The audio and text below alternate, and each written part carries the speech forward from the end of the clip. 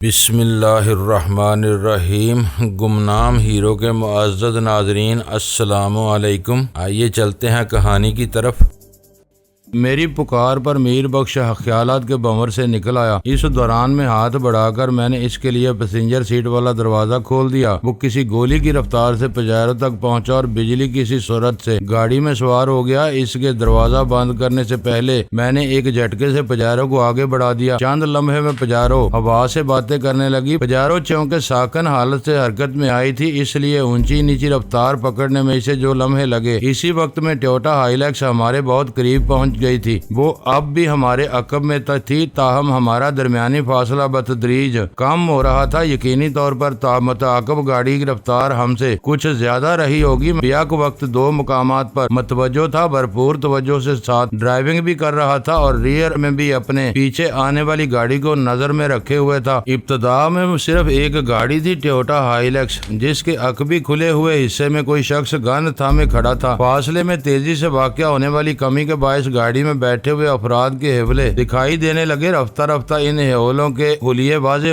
ہوئے تو مجھے چونکنا پڑا۔ وہ چہرے میرے لیے اجنبی نہیں تھے۔ گاڑی کے پچھلے حصے میں استادہ گن بردار شخص کو بھی میں بخوبی پہچان گیا۔ اس کے ساتھ ہی میرے پورے وجود میں سنسناہٹ ہونے لگی۔ بے اختیار ایکسیلیٹر پر میرے پاؤں کا دباؤ بڑھتا چلا گیا۔ مجھے محسوس ہوا ایک خون ریز مارکے کا وقت آن پہنچا ہے۔ ٹویوٹا ہائیلیکس کی ڈرائیونگ سیٹ پر شیطان کا برادر خرد تارا موجود تھا۔ اس کے برابر میں پیسنجر سیٹ پر وڈیرا اکبر سومرو نظر آ رہا تھا، جبکہ عقبی حصے میں گن بردار وہ شخص وڈیرے کا گارڈ تھا۔ وڈیرے کے ساتھ آنے والے 4 ہواریوں میں سے صرف یہی شخص زندہ بچا تھا، باقی 3 ڈی ایس پی کے سیکیورٹی گارڈز کی گولیوں کا نشانہ بن گئے تھے۔ تارا وڈیرے کا مہمان تھا، اس لیے میں اسے اس کے ہواریوں میں شمار نہیں کر رہا۔ اس کے زخمی سر پر پٹی بدستور موجود تھی۔ میری طرح میر بخش نے بھی حالات کی سنگینی کو پوری طرح محسوس کر لیا۔ یقیناً خون اس کی رگوں میں اچھل کر رہ گیا ہوگا۔ اکبر سومرو ایک طویل عرصے تک اس کا اند آتا رہا تھا، تاہم حالات کی بے رحمی نے میر بخش کو وڈیرے کے سامنے لا کھڑا کیا تھا۔ وہ اس وقت انتہائی مستعد نظر آ رہا تھا۔ کلاشنکوف کو اس نے بڑے چوکس اور ماہرانہ انداز میں ریڈی کر لیا۔ میری پوری کوشش تھی کہ وہ دونوں گاڑیوں کے درمیانی فاصلہ میں اضافہ جاری رہے۔ ابھی تک ہم شاید فائرنگ رینج میں نہیں آئے تھے، یا ممکن ہے متعاقب دشمنوں کی کوئی مصلحت ہو۔ بہرحال اس طرف سے فائرنگ نہیں کی گئی۔ اس کا ہرگز یہ مطلب نہیں تھا کہ وہ فائرنگ نہیں کریں گے۔ میں نے میر بخش کے تیور دیکھ لیے تھے، اس لیے گاڑی کی رفتار کو مزید بڑھاتے ہوئے تنبیہی انداز میں کہا، ہمارے پاس فاضل ایمونیشن نہیں ہے۔ تم ٹویوٹا 4 وہیل پر فائرنگ کر کے اس گن کے میگزین کو خاصی حد تک خالی کر چکے ہو، لہٰذا ایک بھی گولی ضائع نہیں ہونا چاہیے۔ سمجھ گیا سائیں؟ وہ کلاشنکوف کو تھپتھپاتے ہوئے بولا، ہر گولی رنگ لائے گی۔ پجیرو کے عقبی حصے میں موجود ساحل اور ممتاز اس اچانک افتاد پر سراسیمہ نظر آنے لگی۔ دونوں لگ بھگ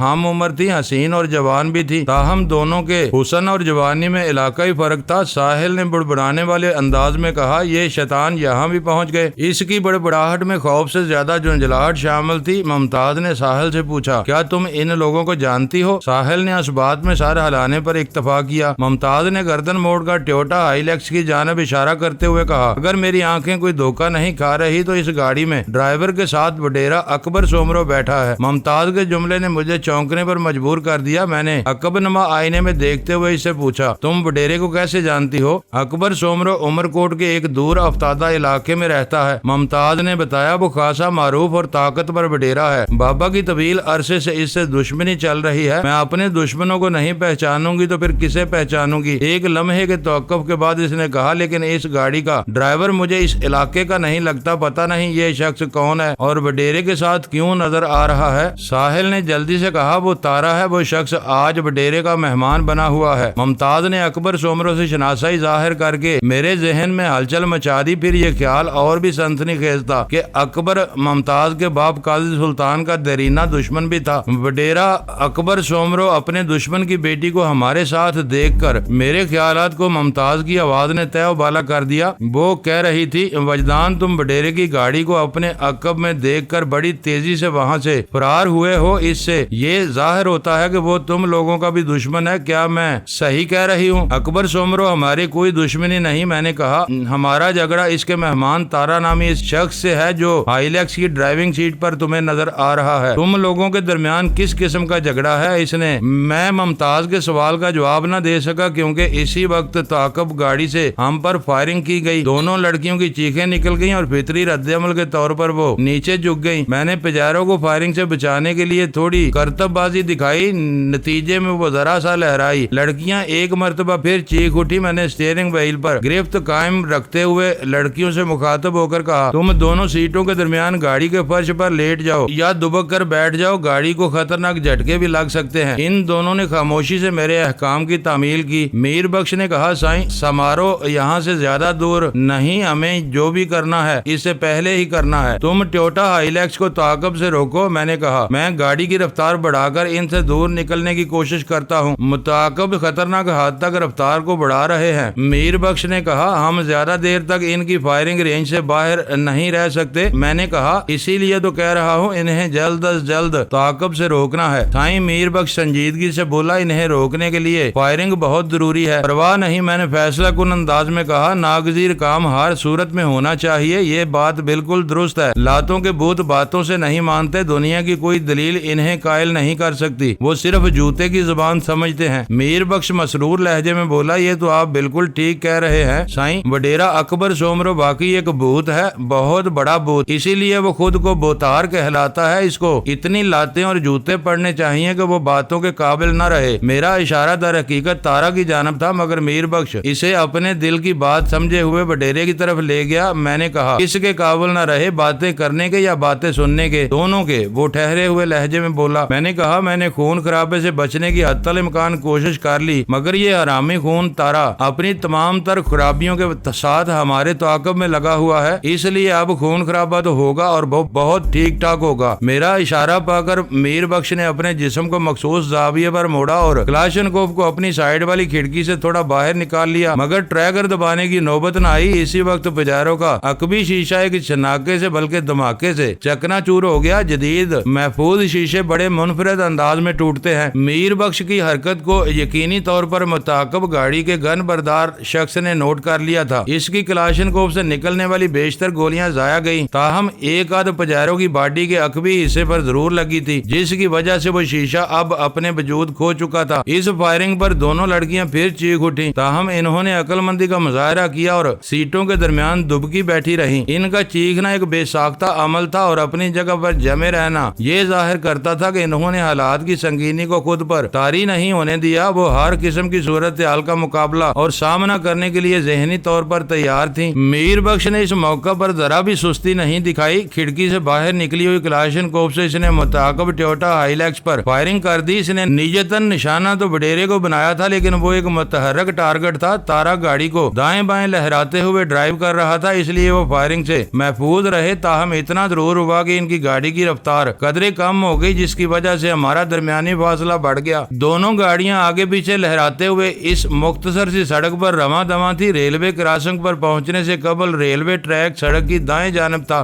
साथ साथ मतवाजी चल रहा था। क्रॉसिंग के बाद यही पटड़ी सड़क की बाएं जानब आ गई थी, ताहम अब वो मतवाजी नहीं रही थी, बल्कि बतदरीज सड़क और रेलवे ट्रैक में खासा फासला बढ़ता जा रहा था। मीर बख्श की जुबानी मुझे मालूम हुआ कि समारोह के बाद वो फिर मतवाजी हो जाएंगी और कनरी के मुकाम पर इन्हें आपस में मिल जाना था। पिजारो का अकबी शीशा टूटने के बायस वहाँ एक वसी खला नमूदार हो चुका था, जिसकी वजह से हम लोग ज्यादा गैर महफूज हो गए थे। मीर बख्श ने इस खला के पार्ट टोयोटा हाइलैक्स को निशाने पर रखते हुए कहा, साईं ये ताकब अगर इसी तरह जारी रहा तो कभी खत्म नहीं होगा। इसके लहजे से तशवीश अयां थी। मैंने कहा, मैं भी इस कार चेजिंग के हक में नहीं हूँ। पिजारो के पिछले हिस्से में पेट्रोल से भरे 2 छोटे कैन मौजूद हैं। 10 लीटर पेट्रोल का ये नन्हा सा जखीरा हमारे लिए मौत का प्यांबर साबित हो सकता है। इस हाई और ऑक्टेन गैसोलीन को कोई गोली छू कर भी गुजर गई तो ये गाड़ी आग का गोला बन जाएगी, फिर हम में से किसी की जिंदगी की कोई जमानत नहीं दी जा सकती। आप बिल्कुल दुरुस्त कह रहे हो साईं, मीर बख्श ने एक जुरजुरी लेते हुए ताइदी अंदाज में कहा, लेकिन एक बात मेरी समझ में नहीं आई। मैंने ऐसी कौन सी नासमझी की बात कर दी है? मीर बख्श, मैं आपकी बात नहीं कर रहा, वो जल्दी से बोला। मैंने ड्राइविंग पर माहिराना तवज्जो मरकूज रखते हुए पूछा, फिर तुम किसकी बात कर रहे हो? कौन सी बात तुम्हारी समझ में नहीं आई? साईं, मैं पिजारो में मौजूद पेट्रोल वाले छोटे कैंस की बात कर रहा हूँ, वो वजाहत करते हुए बोला। पिजारो एक डीजल गाड़ी है, इसके अकब में डीजल वाला कैन अपने मखसूस स्टैंड पर मौजूद है। दूसरी जानब फाजल स्टेपनी भी अपनी जगह पेवस्त है। ये दोनों छोटे कैन पिजारो का फ्यूल नहीं हो सकते, फिर इन्हें गाड़ी में क्यों रखा गया? मीर बख्श की उलझन बजा थी। पिजारो वाकई डीजल से चलती थी। मेरा ध्यान पहले इस तरफ नहीं गया था और गाड़ी में मौजूद वो दोनों कैन देखकर मुझे इत्मीनान सा महसूस हुआ था कि चलो हमारे पास फाजल ईंधन तो है। बहरहाल ये फ्यूल पिजारो में इस्तेमाल नहीं हो सकता था। मैंने मीर बख्श से कहा, तुम इस उलझन में न पड़ो कि पेट्रोल वाले छोटे कैन पिजारो में क्यों रखे गए हैं। इनके बारे में बाद में भी सोचा जा सकता है, फिल वक्त हमें जल्द अज जल्द इन लोगों से छुटकारा हासिल करना है। ओके साईं, मीर बख्श गहरी संजीदगी से बोला। आप पिजारो की रफ्तार को थोड़ा कम करके इनकी गाड़ी को फायरिंग रेंज में लाओ, मैं टोयोटा हाइलैक्स के टायरों को निशाना बनाता हूँ। मैंने कहा, टोयोटा हाइलैक्स को फायरिंग रेंज में लाने का मतलब ये होगा कि पिजारो भी फायरिंग रेंज में आ जाएगी। तुम्हारे हाथ में कलाशनकोफ है तो दूसरी तरफ भी कलाशनकोफ बरदार मौजूद है। जब दोनों गाड़ियों से फायरिंग की जाएगी तो नुकसान भी यकीनन दो तरफा होगा। ये रिस्क तो लेना ही पड़ेगा साईं। मैंने कहा, पिजारो की पुश्त पर डीजल वाला कैन भी बंधा हुआ है, अभी तक वो फायरिंग से महफूज रहा है, लेकिन ये जरूरी नहीं कि वो आइंदा भी महफूज रहेगा। गोली लगने से डीजल आग नहीं पकड़ेगा। मीर बख्श ने गंभीर लहजे में कहा, अगर पिजारो वाला कैन फट गया तो टोयोटा के लिए मुसीबत बन जाएगा। मैं तो कहता हूँ कैन को फायरिंग की ज़द में जरूर आना चाहिए। मैं मीर बख्श की बात को पूरी वजाहत के साथ समझ रहा था। पिजारो की पुश्त पर बंधे हुए डीजल कैन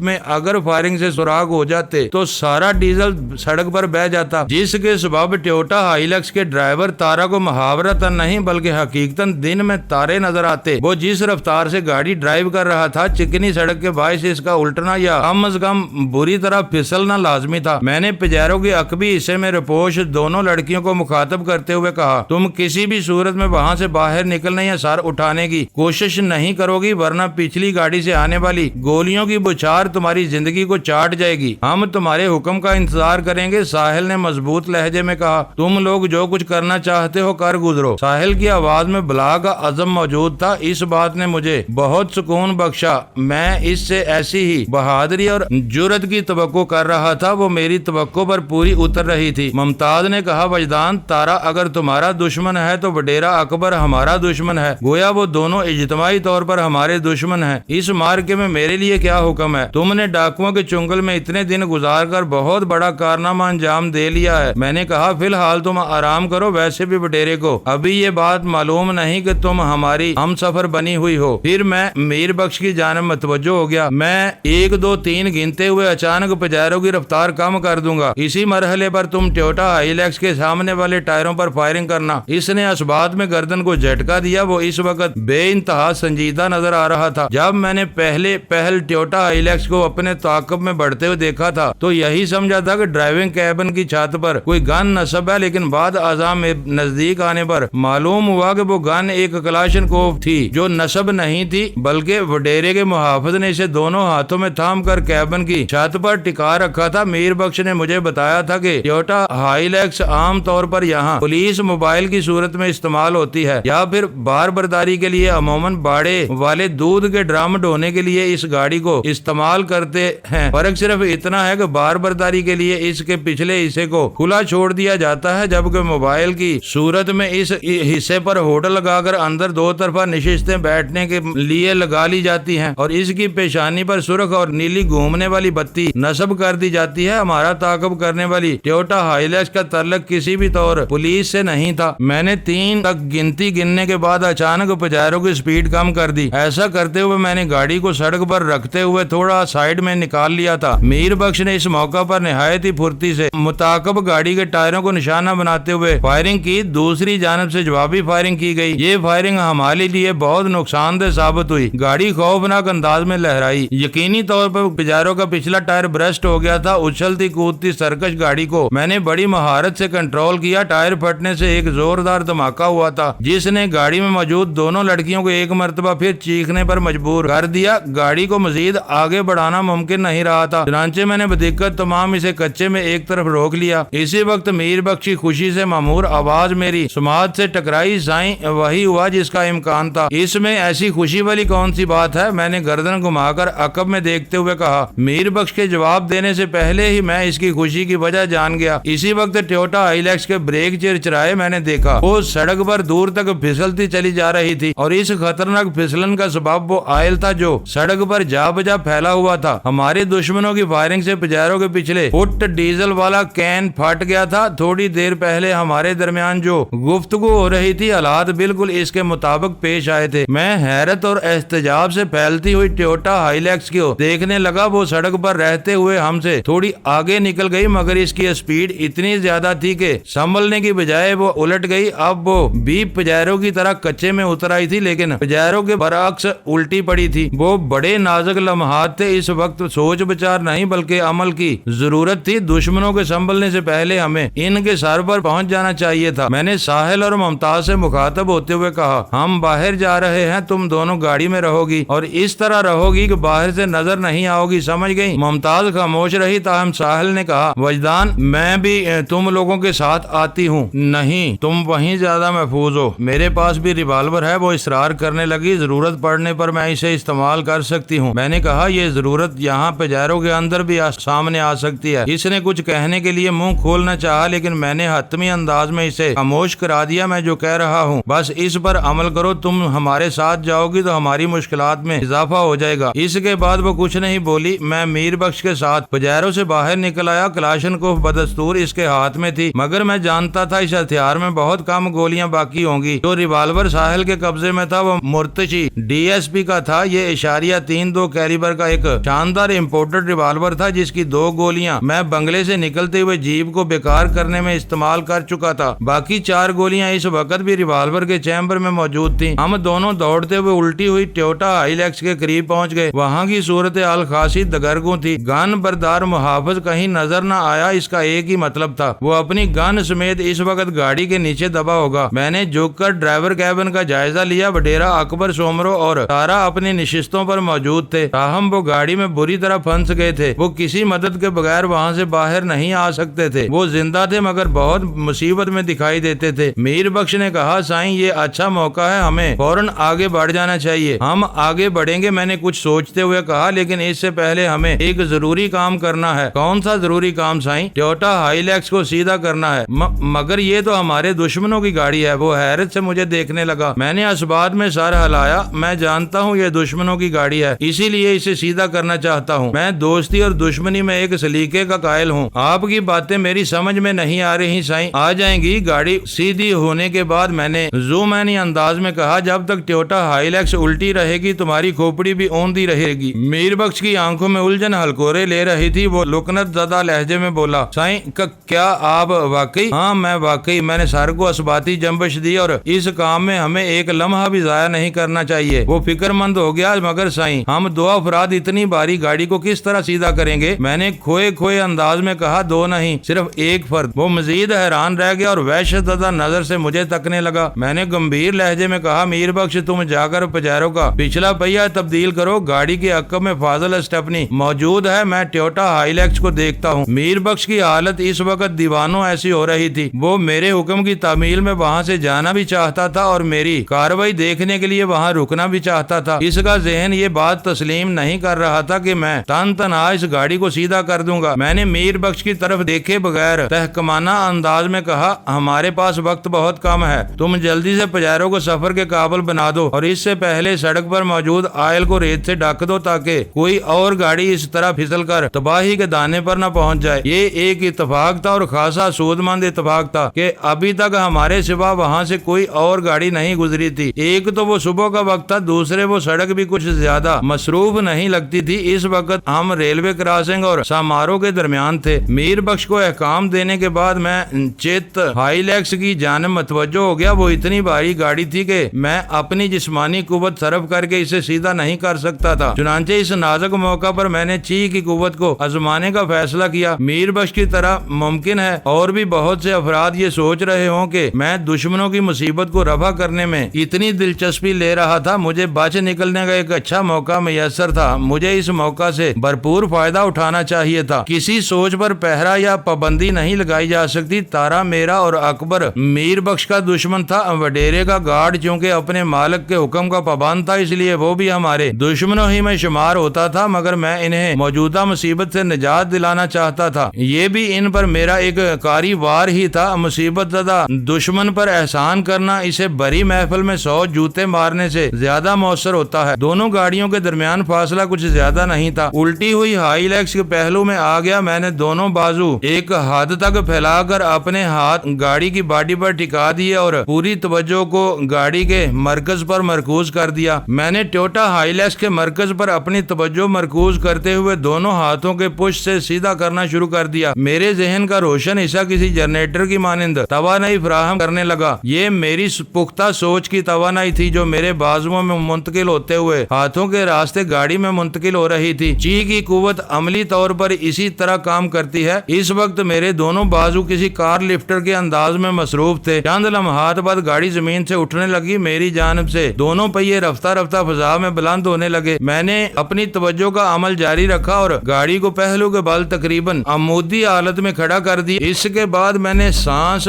بریک کرتے ہوئے ہلکے سے پش کے ساتھ گاڑی کو دوسرے طرف دھکیل دیا۔ ٹویوٹا ہائی لیکس نے ایک دو ہلکے پھلکے ہچکولے کھائے اور اپنے قدموں پر کھڑی ہو گئی۔ گاڑی کے ڈرائیونگ کیبن میں موجود تارا اور اکبر سومرو اب سائیڈ ڈاؤن کی حالت سے واپس اپ سائیڈ اپ کی حالت میں آ گئے۔ میں ان دونوں کو نظر انداز کرتے ہوئے وڈیرے کے محافظ کی جانب بڑھا۔ گاڑی الٹنے کے باعث وہ بری طرح نیچے دب گیا تھا۔ میں نے اس کے قریب جا کر بغور جائزہ لیا۔ گن ابھی تک اس کے ہاتھوں میں موجود تھی، تاہم وہ چاروں چانے چت بے حس و حرکت پڑا تھا۔ سانس کی آمد و رفت جاننے کے لیے میں اس پر جھک گیا اور پلک جھپکتے میں مجھے معلوم ہو گیا کہ اس کی سانسیں پوری ہو چکی تھی۔ اسی وقت میں اپنے عقب میں کسی کو موجود پا کر سیدھا کھڑا ہو گیا۔ میں نے بڑی سرعت سے مڑ کر دیکھا، وہ میر بخش تھا۔ مجھ سے نظریں چار ہوتے ہی اس نے کہا، لگتا ہے یہ مانو تو گیا کام سے۔ تمہارا اندازہ درست ہے، میں نے تصدیق کر دی۔ یہ اپنی آخری سانسیں گاڑی کے نیچے دبے دبے لے چکا ہے۔ یوں سمجھو دنیا کے غم فکر سے آزاد ہو گیا۔ سائیں آپ نے اس گاڑی کو، میں نے ہاتھ کے اشارے سے میر بخش کو مزید بولنے سے روک دیا۔ وہ یقیناً یہی کہنا چاہ رہا تھا کہ میں نے ٹویوٹا کو کس طرح سیدھا کر لیا تھا۔ اس قسم کی حیرانی امیز اور تعجب خیز باتوں کا وقت نہیں تھا۔ میں نے تحکمانہ انداز میں کہا، میں نے تمہیں پجیرو کا ٹائر تبدیل کرنے کو کہا تھا اور تم ابھی تک یہیں نظر آ رہے ہو۔ وہ پجیرو کی جانب بڑھنے لگا تو میں نے گارڈ کی طرف اشارہ کرتے ہوئے کہا، یہ گن تم اپنے قبضے میں کر لو۔ میر بخش گارڈ کے ہاتھ سے گن نکالنے کے لیے آگے بڑھا، پھر چونک کر میرے عقب میں دیکھنے لگا۔ اس سے پہلے کہ میں اس کی چونکی ہوئی نگاہ کا مطلب سمجھ پاتا، اس نے ایک زوردار دھکا دے کر مجھے نیچے گرا دیا۔ میں ریتلی زمین سے ٹکرایا ہی تھا کہ فضا فائر کی آواز سے گونج اٹھی۔ میر بخش نے اس نازک موقع پر نہایت عقل مندی کا ثبوت دیا تھا۔ مجھے دھکا دیتے ہوئے وہ خود بھی زمین پر لیٹ گیا تھا، چنانچہ ہم دونوں اس گولی کی زد میں آنے سے محفوظ رہے۔ وہ گولی یقینی طور پر ہمارے دشمنوں کی جانب سے چلائی گئی تھی۔ میں نے زمین پر لیٹے لیٹے کن نکیوں سے ٹویوٹا کی طرف دیکھا۔ اس کا ڈرائیونگ سائیڈ والا دروازہ کھلا تھا اور وہاں مجھے تارا کھڑا نظر آیا۔ اس کے ہاتھ میں چمکتے ہوئے پستول کی جھلک نے مجھے صورتحال کو مجھ پر واضح کر دیا۔ اب میں یہ بھی سمجھ گیا کہ میر بخش نے مجھے دھکا کیوں دیا تھا۔ اس نے یقیناً تارا کو پستول بدست گاڑی سے نکلتے دیکھ لیا تھا۔ وہ بہت ہی خطرناک لمحات تھے۔ میر بخش اپنی کلاشنکوف کو پجاروں میں چھوڑ آیا تھا اور وڈیرے کے گارڈ والی گن اب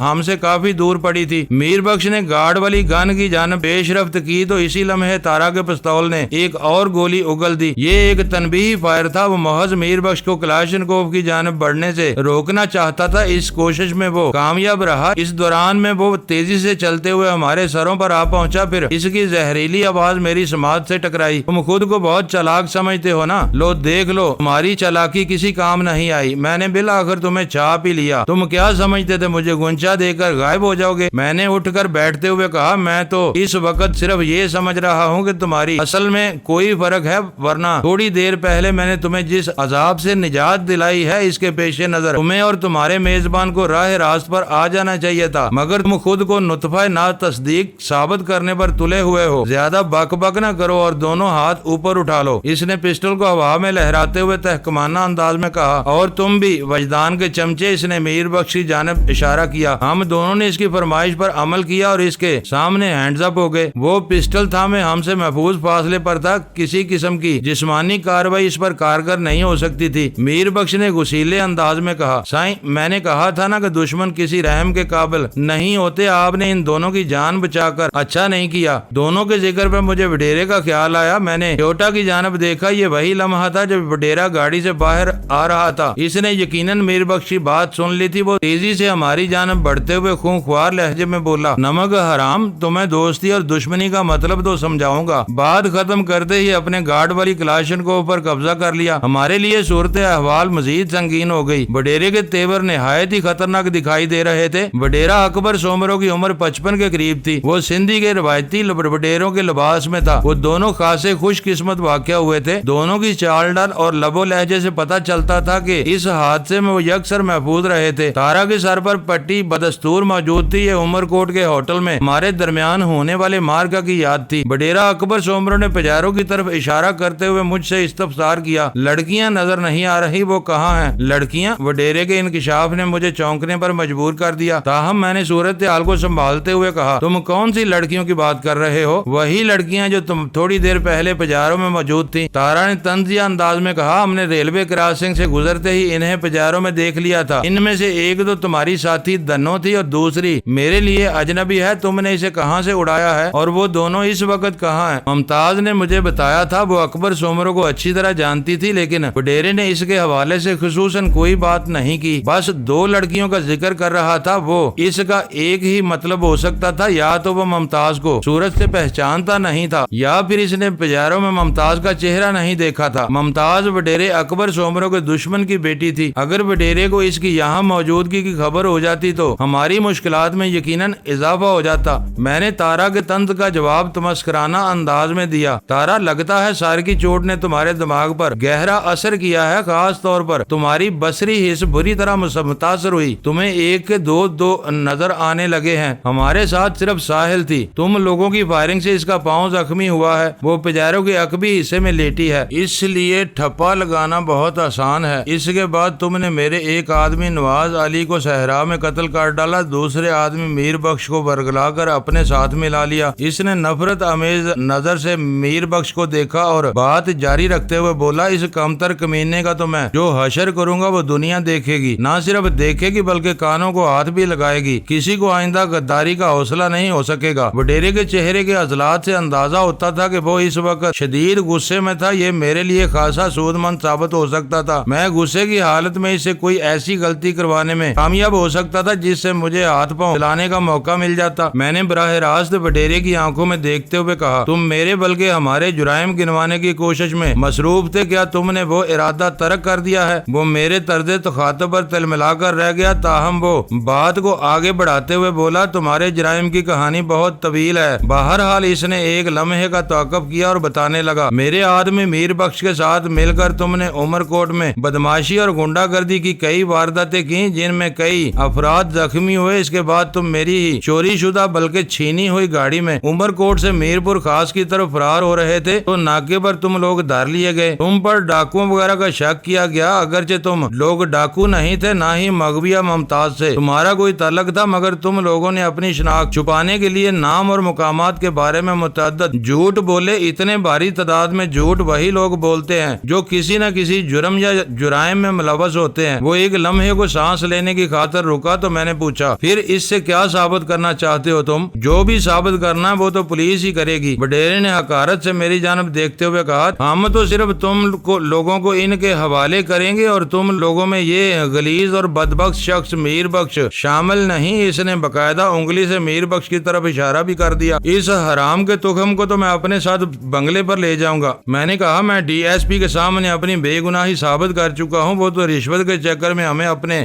بنگلے پر لے گیا تھا، ورنہ ہم قابل گرفت نہیں تھے۔ یہ تمام باتیں اب ماضی کا حصہ بن چکی ہیں۔ وڈیرے نے تیز نظر سے مجھے دیکھتے ہوئے کہا، نئی کہانی تمہاری سوچ اور خیال سے بالکل مختلف ہے۔ اس کے پراسرار انداز نے مجھے بہت دور تک سوچنے پر مجبور کر دیا۔ میں نے پیشانی پر پریشانی کے تاثرات سجاتے ہوئے سوال کیا، اور وہ نئی کہانی کیا ہے؟ نئی کہانی یہ ہے وجدان۔ تارا نے براہ راست مجھے مخاطب کیا اور بات کو آگے بڑھاتے ہوئے بولا، ڈی ایس پی کے بنگلے پر تم نے بہت ادم مچایا ہے۔ تم نے سب سے پہلے محترم ڈی ایس پی کو بے ہوش کر کے اس کا ریوالور چھینا، پھر کسی طرح اس کے باڈی گارڈز پر قابو پا لیا۔ تم جیسے بدنام زمانہ مجرم سے کچھ بھی بعید نہیں۔ تم نے گارڈ کو بے بس کرنے کے بعد قتل کر دیا۔ اس دوران میں تمہاری ساتھی زیری منزل پر اے ایس آئی عبدالرزاق سے کلاشن کو چھین کر اسے باتھ روم میں بند کر کے تم بالائی منزل پر موجود ڈی ایس پی کے ڈرائیور اور دو گھریلو ملازمین کو زندہ چھوڑنے کا خطرہ مول نہیں لے سکتے تھے، اس لیے فوراً ان کا کام ہم کر دیا۔ بنگلے بنگلے سے فرار ہوتے وقت جب گیٹ پر موجود سیکیورٹی گارڈ نے تمہیں روکنے کی کوشش کی تو تم نے انہیں گولیوں سے چھلنی کر دیا۔ اس فائرنگ کی زد میں ہمارے 3 افراد بھی آ گئے،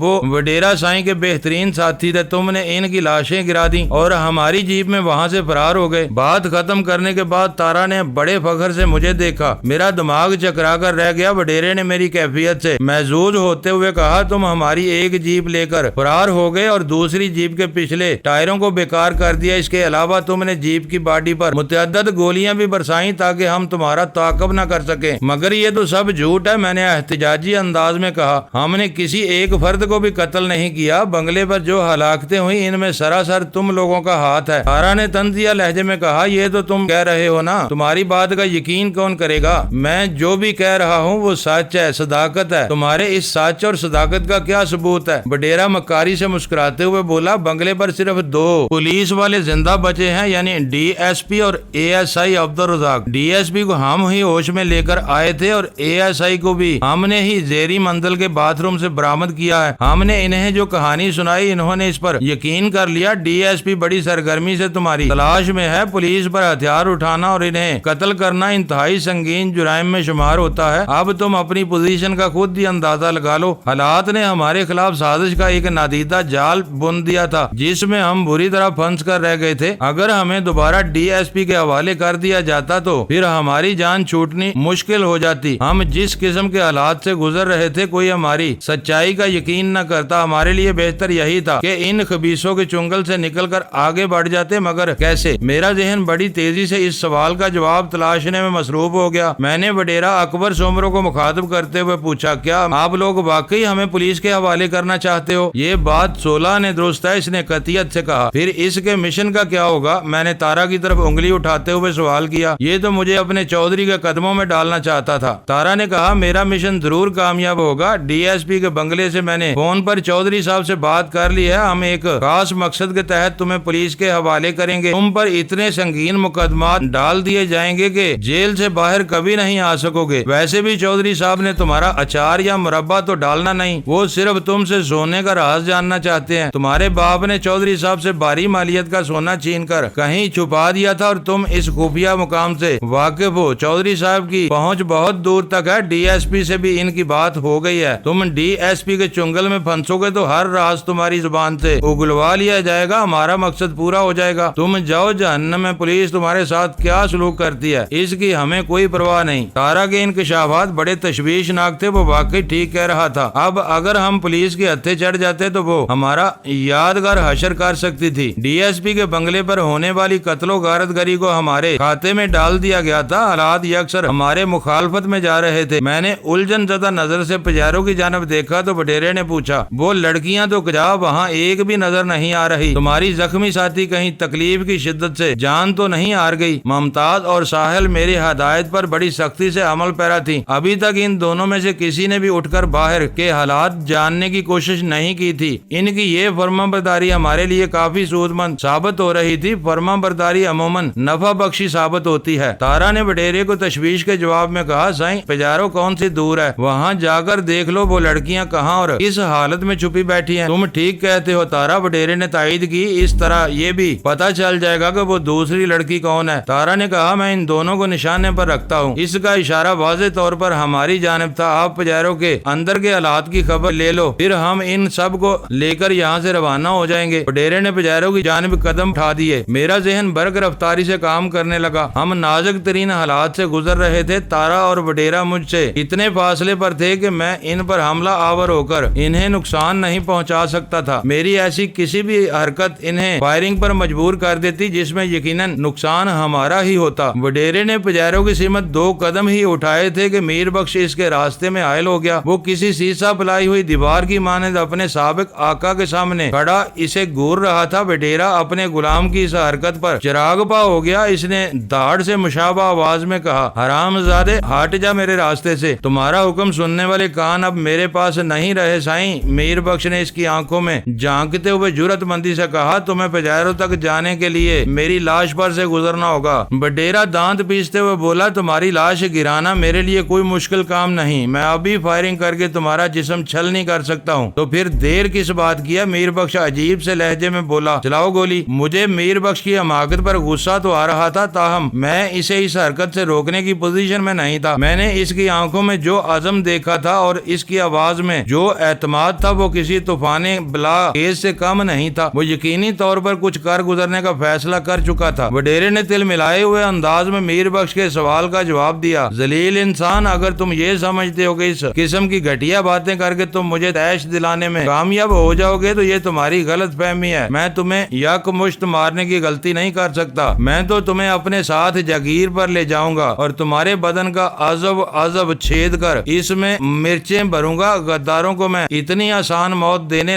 کا عادی نہیں ہوں، میں غدار نہیں بلکہ ہیرو ہوں۔ میر بخش نے سینہ ٹھونکتے ہوئے کہا، تیرے تو ہیرو کی میں وڈیرا کلاشنکوف سے میر بخش پر حملہ آور ہوا، مگر اس کا حملہ پورا ہونے سے پہلے ہی ٹھک کی آواز فضا میں بلند ہوئی اور وہ اونک کرتے ہوئے زمین بوس ہونے لگا۔ کلاشنکوف اس کے ہاتھ سے نکل کر دور جا گری تھی۔ تارا نے چونک کر اپنے میزبان کو دیکھا، گویا ایک لمحے کے لیے وہ میری جانب سے غافل ہو گیا تھا۔ اس کی اس غفلت سے فائدہ نہ اٹھانا سب سے بڑی حماقت ہوتی۔ میرے لیے وہ لمحاتی مہلت کافی تھی۔ میں نے فضا میں پرواز کی اور سیدھا تارا کے اوپر پہنچ گیا۔ تارا نے مجھے اپنے انتہائی قریب دیکھا تو ہاتھ میں پکڑا ہوا پسٹل میری جانب سیدھا کرنا چاہا، مگر اب وقت اس کے ہاتھ سے نکل کر میری دسترس میں آ چکا تھا۔ میں نے اس کے پسٹل والے ہاتھ پر ایک زوردار جھپٹا مارا اور اسے ساتھ لیتے ہوئے ریت پر دور تک لڑکتا چلا گیا۔ اس دوران میں میر بخش نے وڈیرے والی کلاشنکوف پر قبضہ جما کر اسے نشانے پر رکھ لیا۔ وڈیرا اپنی بائیں کوہنی تھامے زمین پر پڑا رہا تھا۔ اسی وقت ساحل پجیرو سے باہر آ گئی۔ اس کے ہاتھ میں ڈی ایس پی والا ریوالور نظر آ رہا تھا۔ تھوڑی دیر پہلے ساحل ہی نے فائر کر کے وڈیرے کو گھٹنے ٹیکنے پر مجبور کیا تھا۔ ساحل کے ہاتھ میں ریوالور دیکھ کر ساری صورتحال واضح ہو گئی۔ ساحل کی یہ کاروائی بروقت تھی۔ اس نے موقع کی نزاکت کو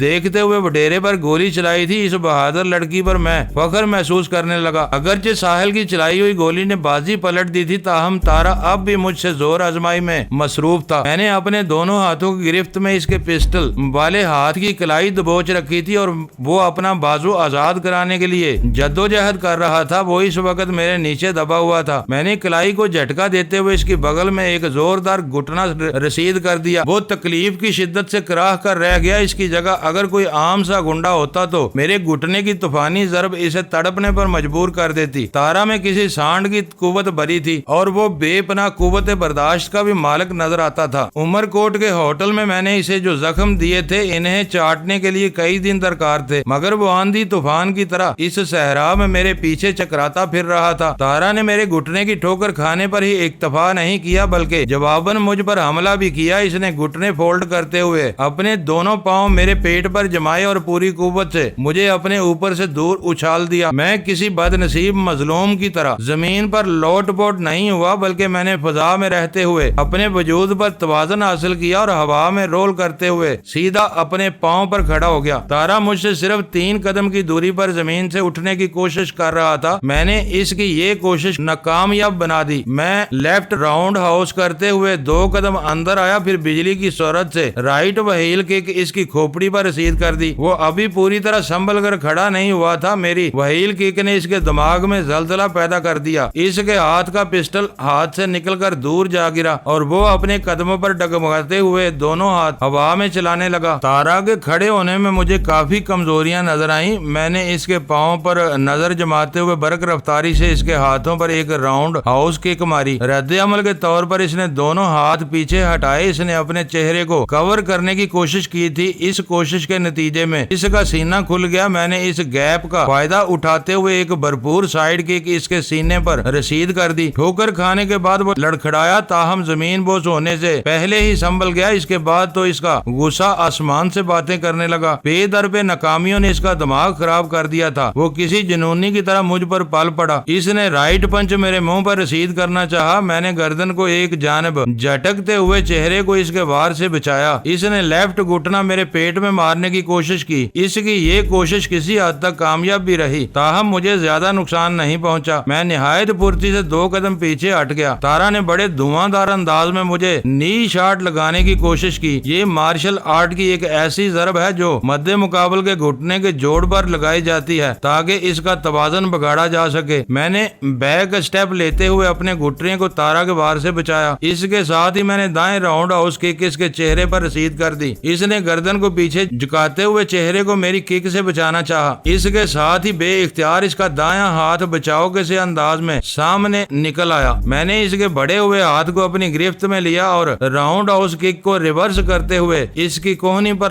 لاک لگاتے ہوئے زوردار جھٹکا دیا۔ ایک کڑاکے کی آواز پیدا ہوئی اور تارا کی فلک شگاف چیخ فضا میں بلند ہوئی۔ یہ تکلیف اس کی برداشت سے باہر تھی۔ یقینی طور پر تارا کا بازو کوہنی کے جوڑ سے ٹوٹ چکا تھا۔ میں نے ایک سائیڈ کک رسید کرتے ہوئے اسے دور پھینک دیا۔ وہ کچھ دیر تک اوندا زمین پر پڑا رہا، پھر اپنے مجروح بازو کو تھام کر کھڑا ہو گیا۔ اس کا دایاں بازو اس طرح جھول رہا تھا جیسے کندھے سے اس کا رابطہ نہ رہا ہو۔ وہ کسی مولی کی طرح تارا کے بائیں ہاتھ میں لٹک رہا تھا۔ تارا کا شمار ایسے افراد میں ہوتا تھا جو کسی رحم کے قابل نہیں ہوتے۔ میں نے اس کے شایانِ شان سلوک کرنے کا فیصلہ کیا اور اسے ٹھوکروں میں اڑانے لگا۔ اس کی کمزور مدافعت نے میرا کام آسان بنا دیا۔ 10 منٹ بعد وہ زمین پر پڑا ہانپ رہا تھا۔ اس کی ساری تن فن غائب ہو گئی۔ وہ اس وقت کسی کینچوے کی طرح بے بس پڑا تھا۔ میں پورے یقین سے کہہ سکتا تھا کہ اب اس کی جانب سے کسی نقصان دہ کارروائی کی امید نہیں کی جا سکتی تھی۔ وہ دوسری جانب میر بخش اپنے سابق وڈیرے سائیں کو چھٹی کا دودھ یاد دلا چکا تھا۔ وہ دونوں شیطان ہمارے رحم و کرم پر تھے۔ میں زیادہ دیر وہاں رکنے کے حق میں نہیں تھا۔ میں نے میر بخش سے کہا تم جلدی سے پجارو کا ٹائر تبدیل کرو، میں ان سورماؤں پر نظر رکھتا ہوں۔ ان کا کیا کرنا ہے سائیں؟ میر بخش نے سوال کیا۔ یہ ہمارے ساتھ جائیں گے، میں نے کہا۔ ان کی کھالوں سے بہت مضبوط اور ڈھیٹ قسم کے جوتے تیار ہو سکتے ہیں۔ یہ دونوں خاصی موٹی کھال کے واقع ہوئے ہیں۔ میر بخش مزید کوئی سوال کیے بغیر پجارو کی جانب بڑھ گیا۔ میں نے ساحل کی جانب ہاتھ بڑھاتے ہوئے کہا یہ ریوالور مجھے دو اور ممتاز سے کہو آرام سے سیٹ پر بیٹھ جائے، حالات پوری طرح ہمارے قابو میں ہیں۔ جب تارا سے نبرد آزمائی میں مصروف تھا، اس دوران میں میر بخش نے ہائی لیکس میں سے ایک رسی تلاش کر کے وڈیرے کے ہاتھ پاؤں مضبوطی سے باندھ دیے تھے۔ ساحل نے اپنے ہاتھ کا ریوالور مجھے دیتے ہوئے کہا وجدان تم کیا کرنے کا ارادہ رکھتے ہو؟ میں نے کہا میں ان 2 باگڑ بلوں کے بارے میں سوچ رہا ہوں، انہیں پجاروں میں ڈال کر ہم اپنے ساتھ لے جائیں گے۔ یہی سوال تھوڑی دیر پہلے میر بخش نے بھی مجھ سے کیا تھا اور میں نے اسے خاصا تسلی بخش جواب دیا تھا۔ اس لیے ساحل نے مزید جرا نہیں کی اور ممتاز کی جانب بڑھ گئی۔ میں نے جب ساحل سے ممتاز کو سیٹ پر بیٹھنے کے لیے کہا تھا تو وڈیرا اکبر سومرو نے چونک کر پجاروں کی طرف دیکھا تھا۔ اسے 2 لڑکیوں کے بارے میں خاصی تشویش تھی، خاص طور پر دوسری لڑکی یعنی ممتاز کے بارے میں۔ وہ اور تارا ریلوے کراسنگ سے ہمارے تعاقب میں تھے۔ انہوں نے ممتاز اور ساحل کو پجاروں میں بیٹھے دیکھ لیا تھا۔ میں نے میر بخش سے پوچھا تمہارے پاس اور رسی تو ہوگی؟ وہ پجاروں کے عقب سے فاضل اسٹیپنی اتار کر ٹائر تبدیل کرنے میں مصروف ہو چکا تھا۔ اس نے جواب دیا سائیں مزید رسی تو نہیں ہے، جو ملی میں نے اس مردود کے ہاتھ پاؤں کس کر باندھ دیے ہیں۔ دوسرا مردود بھی اسی قسم کی تواضع کا حقدار ہے۔ میں نے کہا میں کسی کے ساتھ ناانصافی نہیں کر سکتا، پھر کیا کیا جائے؟ میر بخش اپنے کام میں مصروف رہتے ہوئے بولا۔ میں نے کہا تم جو کر رہے ہو اسے جلد از جلد نمٹا لو، میں ہی ان کی خاطرداری کی کوئی راہ نکالتا ہوں۔ میں نے ایک فوری خیال کے تحت وڈیرے کے پاؤں کی رسی کھول دی۔ مجھے ماننا پڑا کہ میر بخش نے بڑی مضبوط بندشیں لگائی تھی۔ میر بخش کے اس کارنامے میں سالہ سال کا جمع شدہ غصہ بھی شامل رہا ہوگا جو وڈیرے کے لیے اپنے دل و دماغ میں رکھتا تھا۔ میں نے وڈیرے کے پاؤں سے فارغ ہونے والی رسی سے تارا کے دونوں ہاتھ اس کی پشت پر مضبوطی سے باندھ دیے۔ ان ہاتھوں میں وہ مجروح ہاتھ بھی شامل تھا جو کسی عضو معطل سے زیادہ حیثیت نہیں رکھتا تھا۔ میر بخش نے وڈیرے کے ہاتھ بھی پشت پر جکڑ دیے تھے۔ میں ان دونوں کو ایک خاص مقصد کے تحت اپنے ساتھ لے جانا چاہتا تھا۔ اس کے لیے ان کے پاؤں آزاد اور ہاتھ جکڑ بند ہونا ضروری تھے، ورنہ ہم ان لوگوں کی پوٹوں کو کہاں کہاں اٹھائے پھرتے۔ انہیں تو خود اپنے پاؤں پر ہی چلنا تھا۔ میں نے ریوالور کے اشارے پر تارا اور اکبر سومرو کو اٹھ کر کھڑا ہونے کا حکم دیا۔ انہوں نے خاموشی سے میرے حکم کی تعمیل کی۔ میں نے کہا شرافت سے پجاروں کی طرف چلو۔ وہ نکاحت آمیز قدم اٹھاتے ہوئے پجاروں کی جانب بڑھنے لگے۔ اس دوران میں ساحل نے ممتاز کو سیٹ پر بٹھا دیا تھا۔ وڈیرے کی اس پر نظر پڑی تو اس کی آنکھیں حیرت سے پھیل گئیں۔ اس نے لوکنت زدہ لہجے میں کہا یہ تو ممتاز ہے، قاضی سلطان کی بیٹی، کیا تم اسے جانتے ہو؟ میں نے اسے گھور کر سادگی سے پوچھا۔ ہاں میں اسے اور اس کے باپ کو اچھی طرح جانتا ہوں، وڈیرے نے جواب دیا۔ میں نے بے پرواہی سے کہا چلو اچھی بات ہے، تمہاری جان پہچان نکل آئی، سفر اچھا گزرے گا۔ مگر یہ تمہارے ہاتھ کیسے لگ گئی؟ وڈیرے کی حیرت رفع ہونے کا نام نہیں لے رہی تھی۔ اسے تو ڈاکوؤں نے اغوا کر لیا تھا، یہ اس طرح میرے ہاتھ لگی ہے۔ میں نے یہ کہتے ہوئے ایک زوردار تھپڑ وڈیرے کے گال پر رسید کر دیا۔ کچھ آیا سمجھ شریف میں یا تفصیل بھی بیان کروں؟ وڈیرا اکبر سومرو میرا تھپڑ थप्पड़ खाकर तिलमिला उठा, ताहम वो तिलमिलाहट निकालने का मौका नहीं था, इसलिए बेबसी से मुझे घूर कर रह गया। वो किसी आम आदमी का थप्पड़ नहीं था जो सिर्फ आवाज पैदा करके रह जाता, वो मेरा थप्पड़ था, वजदान अली का थप्पड़, जिसने शाओलिन टेम्पल जैसे अजीम शान इदारे से मार्शल आर्ट्स की तरबियत हासिल की थी, जहाँ इसके हाथ पांव को फौलादी बना दिया गया था। वडेरे के गाल पर जहाँ मैंने तमांचा रसीद किया था, वहाँ मेरी उंगलियों के निशानात जब्त हो गए थे, बल्कि छप गए थे। शायद मैंने कुछ ज्यादा ही कुव्वत सर्फ कर दी थी इसे वो थप्पड़ मारते हुए। तारा ना तो मुमताज को जानता था और ना ही इसके अगवा की कहानी से वो वाकिफ था, इसलिए इसने इस बारे में कोई सवाल नहीं किया। इसकी खामोशी और ला तल्लकी तो इसकी नावाकफियत ही को जाहिर कर रही थी। मैंने वडेरा अकबर सोमरो की जानब मतवज्जो होते हुए पूछा, तुम्हारे पास मोबाइल फोन तो होगा? इसने जल्दी से नफी में गर्दन ला दी। मैंने इसके दूसरे गाल को सुरख करते हुए सख्त लहजे में कहा, झूठ मत बोलो खबीस इंसान, मैं द्रोह गोई की बहुत इबरतनाक सजा देता हूँ। जब तुम्हारे आम से मुलाजिम मुझे अगवा करते हुए अपने पास मोबाइल फोन रख सकते हैं तो तुम क्यों नहीं रख सकते? मेरा इशारा इस मोबाइल फोन की तरफ था जो मैंने थरपार करके सहरा में सफर के दौरान में वडेरे की एम्बुलेंस नुमा गाड़ी से बरामद किया था। अज़ां बाद इस किंग साइज मोबाइल फोन को तबाह कर दिया गया था। मीर बख्श ने मेरी इस कार्रवाई पर हैरत का इजहार भी किया था। वडेरा न पाए रफ्तन न पाए मानदन वाली कैफियत का शिकार था, इसलिए इसे जुबान खोलते ही बनी इसने मुझे बताया कि वो बंगले से निकलते वक्त मोबाइल फोन अपने साथ लाया था, ताहम इसकी बैटरी खत्म हो चुकी थी। वो फोन इस वक्त टोयोटा हाइलैक्स में मौजूद था।